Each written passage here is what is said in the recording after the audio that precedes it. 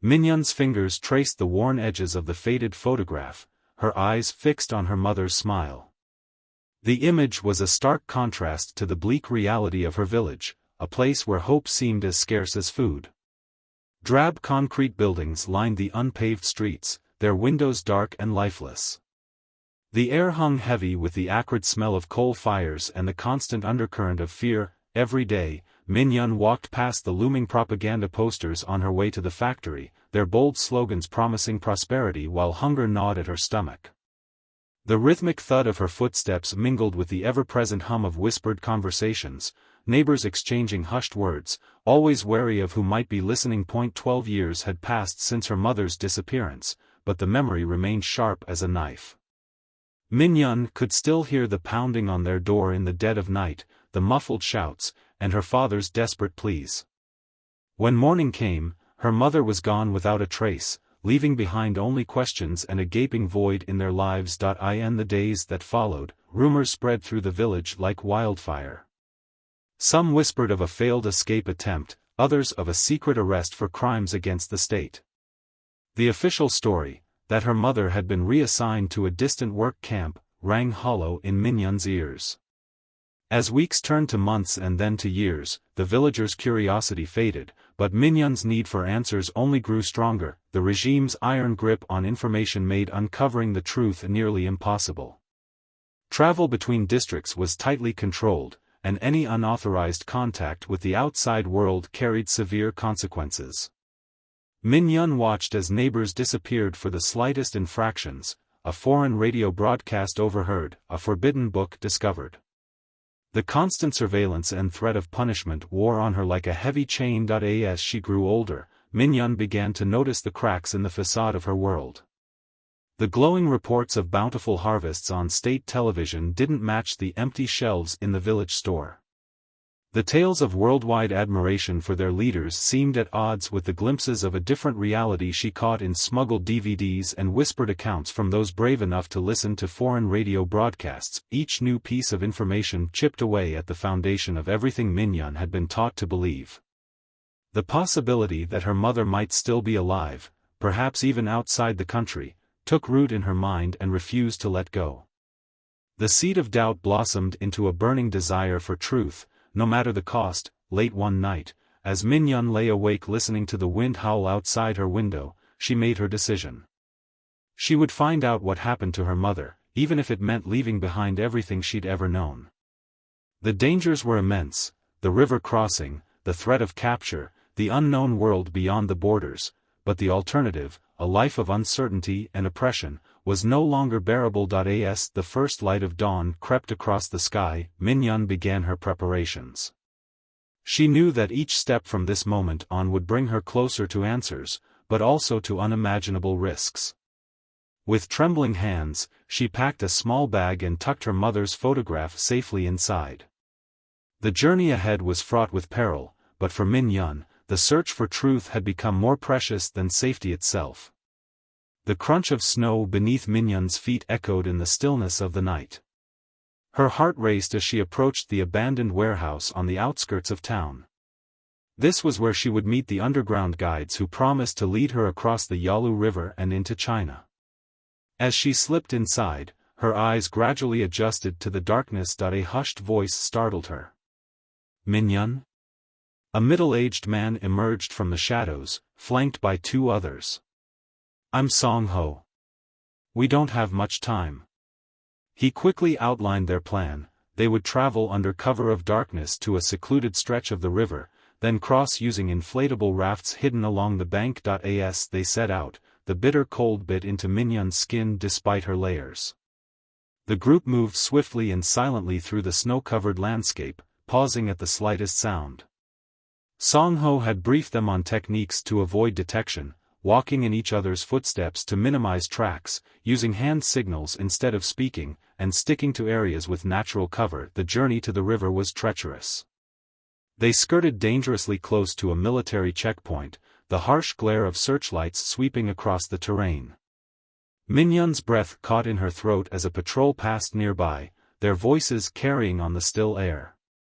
She pressed herself against a tree, willing her racing heart to slow. After what felt like hours, they finally reached the riverbank. The Yalu stretched before them, a vast expanse of ice and swirling snow. Min-yeon's stomach twisted as she realized the true scale of the obstacle. Song-ho quickly located the hidden rafts and began inflating them with practiced efficiency. "Remember," he whispered, "stay low and quiet. If you hear anything at all, freeze and listen. We'll cross in 2 groups." Min-yeon nodded, her mouth too dry to speak. As she climbed into the raft, the ice creaked ominously beneath them. The crossing was agonizingly slow, each movement carefully calculated to avoid detection. The wind picked up, driving snow into their faces and obscuring their vision. Halfway across, disaster nearly struck. A loud crack pierced the air as the ice shifted beneath them. Min-yeon's heart leapt into her throat as freezing water began to seep into the raft. Song-ho worked feverishly to patch the leak while the others used their hands as paddles, desperately trying to reach the far shore. Just as it seemed they might not make it, Min-yeon's feet touched solid ground. They scrambled onto the Chinese bank, soaked and shivering but alive. As the adrenaline began to fade, a new reality set in. She had done it, she had escaped North Korea. But as she looked around at the unfamiliar landscape, a fresh wave of fear washed over her. She was in a strange country, with no resources and no idea what dangers might lie ahead. Min-yeon clutched her mother's photograph, drawing strength from it. Whatever challenges awaited her in China, she knew she had to press on. Her search for answers was only beginning. Min-yeon's heart raced as unfamiliar voices approached her hiding place. She pressed herself against the damp wall of the abandoned building, holding her breath. The photograph of her mother felt heavy in her pocket, a reminder of everything she had risked to get here. But China, she was quickly learning, held its own set of deadly risks. The voices grew louder, their harsh tones sending shivers down Min-yeon's spine. She caught fragments of their conversation, something about new merchandise and good prices. With a sickening jolt, she realized they were talking about people. About her. Human traffickers prowled these border regions, preying on vulnerable North Korean refugees like herself. Min-yeon's mind raced, recalling the warnings she'd heard whispered back home. Women who escaped, only to be sold into forced marriages or the sex trade. Men trapped in brutal labor camps. The promises of freedom turned to ashes in the mouths of those who found themselves in the traffickers' grasp. As the footsteps drew nearer, Min-yeon's eyes darted frantically around the room, searching for an escape route. The only window was too high, the door blocked by the approaching men. She felt like a trapped animal, her chest tight with fear. Just as she thought all hope was lost, a hand clamped over her mouth. Min-yeon's eyes widened in terror, but a hushed voice in her ear made her freeze.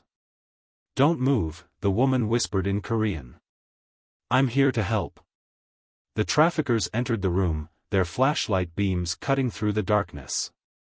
Min-yeon held perfectly still, hardly daring to breathe as the woman who held her pressed them both into a shadowy corner. Long minutes passed as the men searched, their frustration growing audible.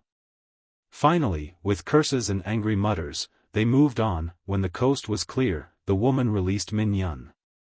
In the dim light, Min-yeon saw a face not much older than her own, etched with the same fear and determination she felt.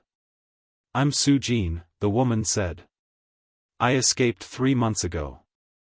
We need to move quickly." As they slipped out into the night, Soo-yeon explained the harsh realities of life as an undocumented person in China. Constant fear of discovery, exploitation by employers who knew they couldn't complain, the ever-present threat of deportation back to North Korea and certain punishment. "But there are people who can help," Soo-yeon said, her voice low but tinged with hope. "Organizations that smuggle refugees to South Korea. It's dangerous, but it's our best chance." Over the next few days, as they made their way deeper into China, Min-yeon and Soo-yeon forged an unlikely alliance. They shared stories of home, of the families they'd left behind, of their hopes for a future free from oppression. Each close call, a suspicious policeman, a leering stranger, only strengthened their bond. As they boarded a bus bound for the next safe house on their journey, Min-yeon felt a mix of fear and cautious optimism. South Korea seemed impossibly far away, and the path ahead was fraught with danger. But for the first time since crossing the Yalu, she didn't feel alone. Whatever challenges lay ahead, she and Soo-yeon would face them together. Min-yeon stood frozen on the bustling sidewalk, her eyes wide as she took in the dizzying sights and sounds of Seoul. The towering skyscrapers, endless streams of cars, and sea of people rushing by overwhelmed her senses. She clutched her small bag tighter, feeling more lost and alone than she ever had during her harrowing journey. The air smelled different here, a mix of vehicle exhaust, street food, and something indefinable that spoke of freedom. But that freedom felt more like a crushing weight on Min-yeon's shoulders. Everything she saw reminded her how little she knew about this new world. The clothes people wore, the technology they carried, even the way they walked with such confidence, it all screamed that she didn't belong. As she made her way to the government reception center for North Korean defectors, Min-yeon's mind raced. The last few weeks had been a blur of safe houses, fake documents, and whispered instructions. Now that she had finally reached South Korea, the reality of her situation began to sink in. She had no home, no money, and no idea how to navigate this alien society. The reception center was a stark, clinical building. Min-yeon sat quietly in a plastic chair, watching as other defectors, some looking as shell-shocked as she felt, others with a spark of hope in their eyes, were processed and given their initial orientations. When her turn came, she recited her rehearsed story in a monotone, her heart racing as she waited for any sign that they doubted her. It was as she neared the end of her interview that her world tilted on its axis once again. The social worker, a kind-faced woman named Ji-soo, leaned forward with an expression Min-yeon couldn't quite read. "Min-yeon," she said gently, "we have some information about your family." Min-yeon's breath caught in her throat. Had something happened to her father? Her siblings? Ji-soo continued, her words hitting Min-yeon like physical blows. "Your mother, she's alive. She's been living in South Korea for the past 12 years. The room seemed to spin around Min-yeon. Alive? Here? For 12 years? A tidal wave of emotions crashed over her, joy, confusion, anger, betrayal. She had risked everything, left behind everyone she loved, all to find answers about a woman who had been here all along. As Ji-soo explained the complexities of family reunification for defectors, Min-yeon barely heard her. Her mind was flooded with questions. Why hadn't her mother tried to contact them? Why had she left them behind? The photograph she had carried throughout her journey now felt like it was burning a hole in her pocket. In the days that followed, as Min-yeon went through the motions of defector orientation programs, her impending reunion with her mother loomed over everything. She learned about the challenges she would face, the discrimination, the cultural differences, the struggle to find employment and build a new life. But all of it paled in comparison to the emotional storm brewing inside her. Finally, the day arrived. Min-yeon stood outside a small apartment building, her heart pounding so hard she thought it might burst from her chest. As the door opened, revealing a face both achingly familiar and startlingly changed, the floodgates opened. Tears streamed down both their faces as they embraced, 12 years of separation, pain, and unspoken words pouring out in choked sobs. The initial flood of emotion gave way to an uncomfortable quiet. 12 years of absence hung in the air, a chasm of unspoken experiences between them.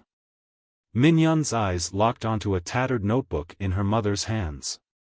What truths would it reveal about the years that had torn them apart? Min-yeon's mother, Soo-yeon, clutched the worn journal to her chest, her knuckles white with tension. She took a deep breath, her eyes glistening with unshed tears. "I've waited so long to tell you this story," she began, her voice barely above a whisper. Soo-yeon's tale unfolded like a mirror image of Min-yeon's own journey. She described the heart-pounding terror of slipping past border guards in the dead of night, the bone-chilling cold of the Tumun River as she waded across, and the constant fear of capture that dogged her every step through China. Min-yeon felt a surge of connection, recognizing the shared trauma that now bound them together, but where Min-yeon's journey had ended in reunion, Soo-yeon's story took a darker turn. She spoke of the crushing loneliness of those first years in South Korea, of struggling to adapt to a world that felt both familiar and utterly foreign.